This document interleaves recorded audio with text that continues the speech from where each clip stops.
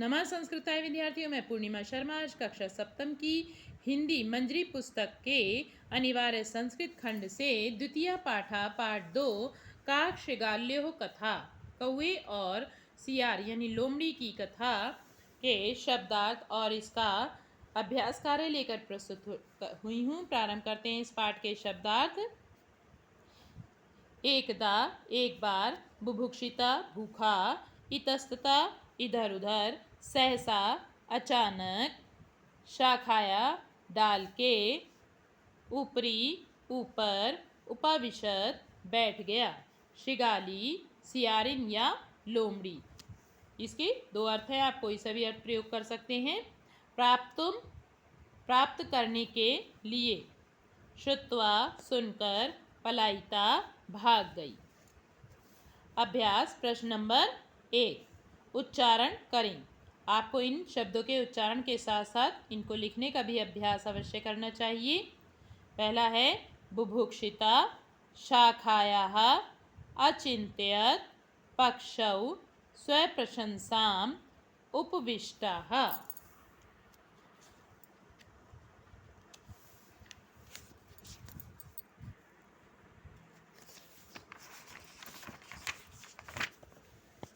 प्रश्न नंबर 2, एक पद में उत्तर दें। पहला है कहा बुभुक्षिता आसीत, का यानी कौन भूखा था, का मतलब कौवा। दूसरा है सहसा कहा किम प्राप्तवान, अचानक कौवे ने क्या प्राप्त किया, रोटी। शृगाली किम प्राप्तुम मनसी, अचिंत्य शृगाली क्या प्राप्त करने के लिए मन में सोच रही थी, रोटी काम यानी रोटी को। कस्से मुखात, रोटी का भूमौ अपतत, किसके मुख से रोटी भूमि पर गिर गई, काकस्य यानी कौवे के मुख से। तो यहाँ पे जहाँ मैंने पेंसिल से लिखे हुए ये शब्द, ये एक पद में उत्तर आपके इस प्रकार बनते हैं। प्रश्न नंबर 3, पाठ के पदों से रिक्त स्थानों की पूर्ति करिए। पाठ के पदों में रिक्त स्थान आए हैं, उनसे आपको पूर्ति करनी है।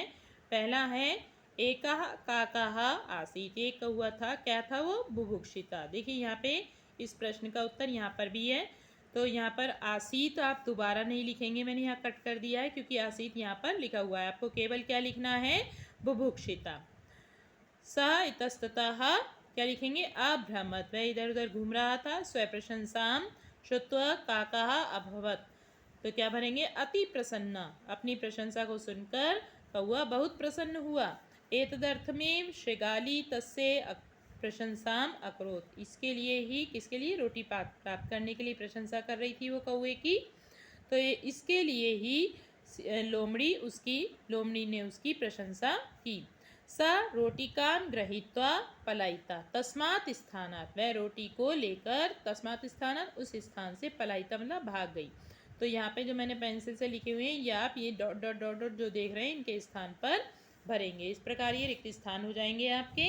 फिर प्रश्न नंबर 4 है, निम्नलिखित पदों का अपने वाक्यों में प्रयोग करें। भोजनम अपतत रोटिकाम सुंदरौ, तो इनका आप अपने वाक्य में प्रयोग कर सकते हैं। यहाँ पर मैंने देखिए यहाँ पर लिख भी दिया है। पहले का है सहा भोजनम करोति, वह भोजन करता है। दूसरा है वृक्षात पत्रम अपतत, पत्रम का क्या बनाया, वृक्ष से पत्ता गिरा। तीसरा है शृगाली रोटिकां प्राप्तुम मनसी अचिंत्यत, यानी सियारी जो सियारिन थी वो रोटी प्राप्त करने के लिए मन में सोचने लगी। अगला है पक्षऊ का, क्षम्यताम सुंदरऊ का है, ठीक है। तो सुंदरऊ का बनाया है, तब पक्षऊ सुंदरऊ स्था, ये शब्द आपको इस पाठ में ही मिल गए हैं। आप इसके अतिरिक्त कोई और सेंटेंस बनाना चाहते हैं तो अन्य पुस्तकों की सहायता से आप बना सकते हो सेंटेंस। अब प्रश्न नंबर 5, निम्नलिखित पदों को मिलाकर लिखें। आपको केवल इनको क्या करना है, मिलाकर लिखना है। कैसे, काकम अवदत, देखिए आप यहाँ पे देख रहे हैं हलंत लगा हुआ है सभी में, तो केवल ये जो स्वर हैं बाद के, इनको इसमें जोड़ देंगे। कैसे, काकम अवदत, अब आ जो है म में जुड़ गया तो ये क्या पूरा बन गया माँ, ठीक है। ऐसे ही दा में हम ऊ की मात्रा जोड़ देंगे तो बन जाएगा तदुपरि। एतद अर्थम, तो दा में अ ये वाला आ जुड़ जाएगा तो बन जाएगा एतद अर्थमेव। प्रशंसाम अकरोत। तो माँ में आ जुड़ जाएगा तो बन जाएगा प्रशंसाम अकरोत। प्रश्न नंबर 6 संस्कृत में अनुवाद करें। एक कौवा भूखा था। तो देखिए इसके भी अनुवाद मैंने यहाँ लिख दिए हैं। आंसर नंबर 6 का एकाह काकाह बुभुक्षिता आसीत। दूसरा है उसने एक रोटी पाई। सह एकाम रोटिकाम प्राप्तवान। कौवा पेड़ की डाल पर बैठा था।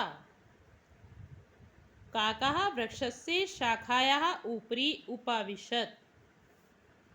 अगला है शृगाली बोली तुम बहुत सुंदर हो। शृगाली अवदत् त्वम अतीव सुंदराः असि। आगे है आपका अतिथि देवो भव। पाठ के अंत में एक सूक्ति होती है जैसे कि इसमें भी है।